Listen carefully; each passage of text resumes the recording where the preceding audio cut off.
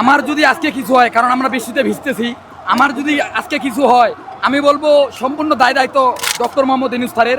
কেননা তিনি আমাদের 3বার প্রতিশ্রুতি দিয়েছে জুলাই সনদ ও জুলাই ঘোষণাপত্র দেওয়ার জন্য, তারপরও তিনি তার কথা রাখতে পারেনি। সো আজকে যদি আমার এই বৃষ্টিতে ভিজার জন্য বা আমার কোনো প্রবলেম হয়, তাহলে আমি মনে করব সম্পূর্ণ দায়ভার উনার। আমি আপনাদের মাধ্যমে ডক্টর ইউনূস স্যারকে বলতে চাই যে উনার কিসের প্রবলেম আমি তো বুঝতেছি না।